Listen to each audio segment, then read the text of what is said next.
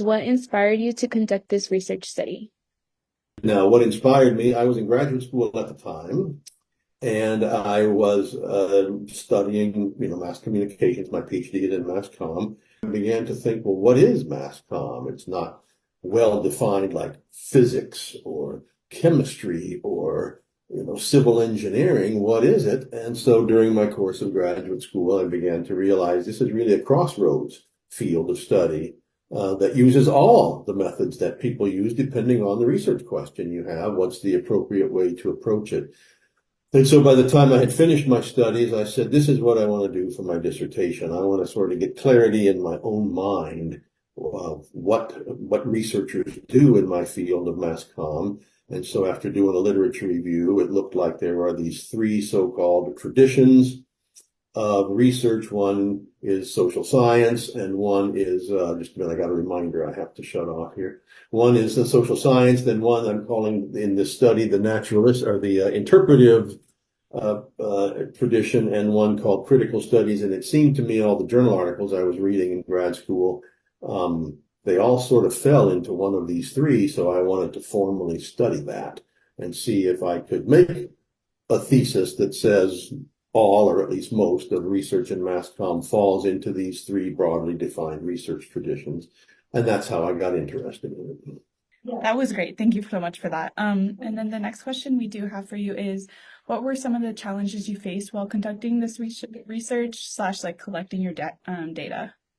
So getting the terms defined was the first challenge so that I could say, here's now operationally how I'm defining social science. And this is how I'm defining the interpretive paradigm. I also called it in my original paper, I used the word paradigm instead of research traditions. But when we got to the point where we were publishing it, some people questioned that. Long story, has to do with a guy named Thomas Kuhn. I can elaborate if you want me to, but I'll stay on point for now. And then another definition, here's how I operationally define the critical paradigm. And so then I hired some graduate students to be my coders. So I give them a series of articles and my coding sheet that I have.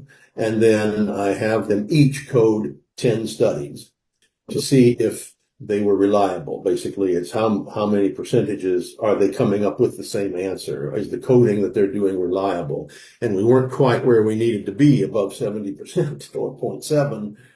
So I had to redefine, and not redefine, but fine tune my definition some more. And then have them each do the same 10 additional articles now, not the same ones, of course. And then I finally got the second round. I got the reliability where I needed it to be. Thought there was another obstacle, by the way. I'm teaching full time as a new professor at Cal State Fullerton, and I'm trying to finish my dissertation. So finding the time to work on it was also a challenge.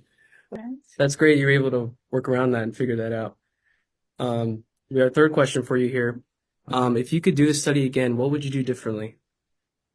There's a lot that I would actually do the same, and now that I know how to define those variables better. But one thing that has changed since then, if I were going to do it, repeat it today and see if I still found it, a lot more in journals I am reading where people use the term mixed methods. This is a mixed method study where we do a focus group and a survey, or a focus group and an experiment, or something like that. And so it seems to me that if there's probably been much that has changed since 1993. I mean, that's what, 32 years ago. But I think that probably these three traditions of research probably still inform a lot of the research, but I would expect today that I wouldn't find quite as much coherence as I did back then, and more crossover between the traditions with people using mixed methods. So I would have to come up with a different coding instrument if I were doing the study again today to account for mixed methods studies, with the anticipation that I would find more crossover between these research traditions. So that's probably the main thing that I would change, and then be open to maybe there's some fourth research. Maybe mixed methods is a fourth tradition that I just have to add now, which is the mixture of the other three or something. I don't know, but I'd have to get current in the literature now and then say, do I think that what I'm reading still fall into these three research traditions, or do I need a fourth one, or do I just allow for more mixed methods? Because that's what I've been reading more in the last year. Yeah. our fourth question we wanted to ask was how did you determine how long you would collect this data for? And looking at the research and determining how many studies I would need to have any sort of statistical reliability, I wanted over 200 samples. And when I was reading through these and coding and figuring out how long it took me to get through an article and how much money I had, I said, well, I'll shoot for about 250. Because that's what I thought. And also I wanted to be able to finish this and not have them code thousands that would take 2 or 3 more years.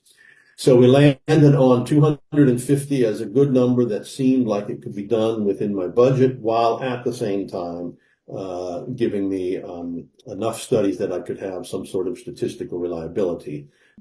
Our fifth question is, what methods did you use to collect and analyze the data, qualitative or quantitative, or a combination of both for this study? Well, I used quantitative, but I wanted to do a measurable study and say, is there, can I come up with some actual numbers, data that show that these 3 traditions are the most used traditions in the field of mass communication studies.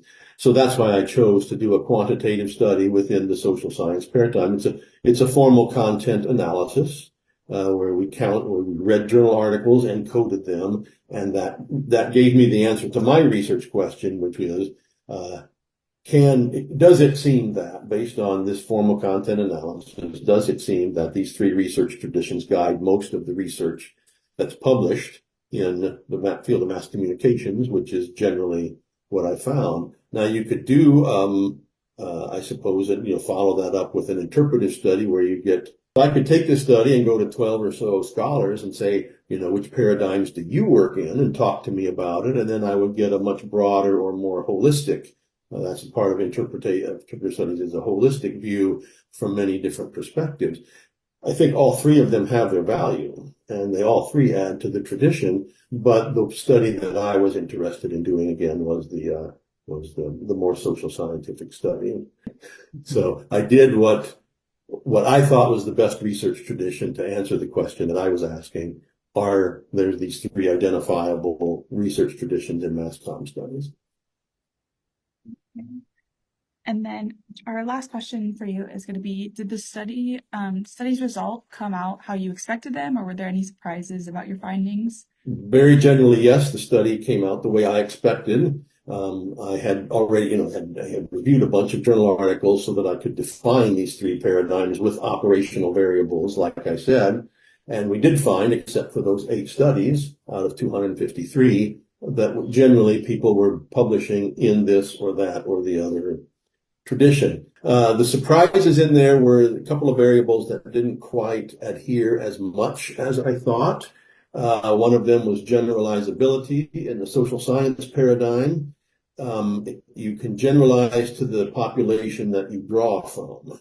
So if you do your study with college students, ages 18 to 25, that's the population you can generalize from. That happens a lot in college research, where if a researcher has access to a class, so they'll do a survey of a large class. Well, then if you're going to generalize to the whole population of the United States of America or the world, you can't quite do that because you didn't get a random sample of the whole population. I'm going to let that phone go. The whole population of the world. If you're going to do a generalization to the whole world, you have to, in the scientific paradigm, you are expected to do a true random sample of the entire world, which would be kind of hard to do, I guess.